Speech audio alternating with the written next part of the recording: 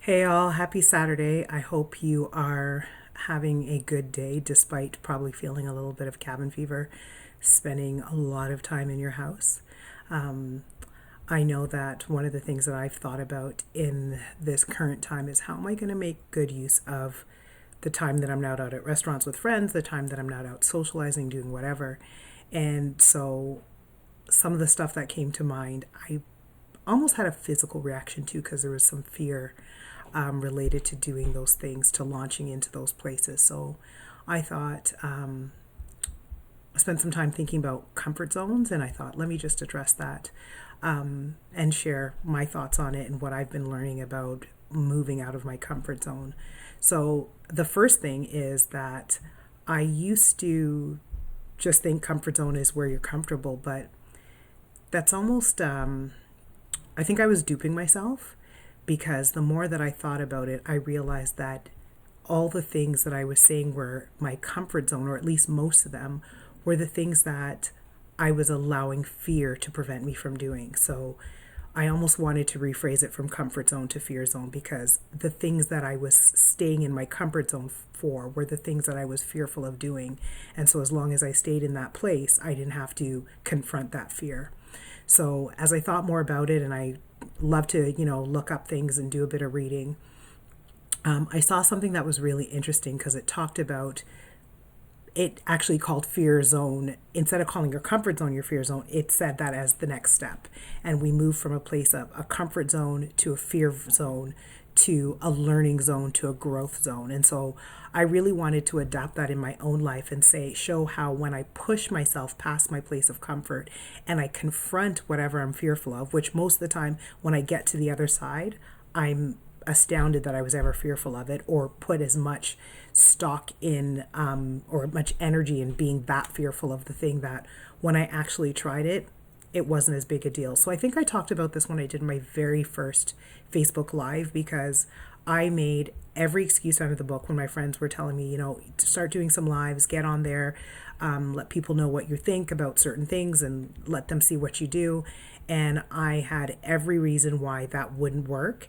And logistically, it made so much sense in my head. And then I really had to kind of think about it and go, no, Natasha, you're mostly just scared.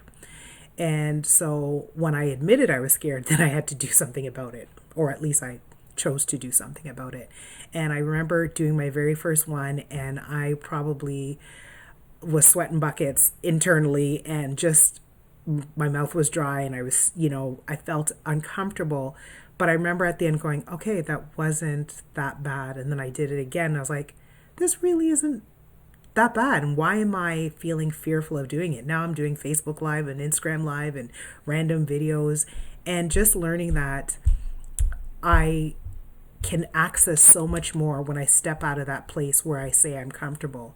And so I just wanted to share my thoughts on that, encourage people to, with all this extra time we've got on our hands, take stock of what places what's holding us back in terms of fear. What are we calling our comfort zone that really is a place almost that we're stuck in because we're too afraid to move away from it, and step into the amazing things that we don't even know we can have access to because we stay in that place. So I just want to share that with you. I know for me, because I do speaking, that somebody shared with me, they're like, I've gotten speaking gigs from doing Facebook Lives. And the same thing has now happened for me. I've had people come and ask me to speak and or just consult me on my expertise in mental health and resilience, just based on me getting on and doing lives, doing videos, saying what, offering what I know based on working in the field that I do and doing the research and putting some time and energy into studying and really trying to become an expert in a certain area.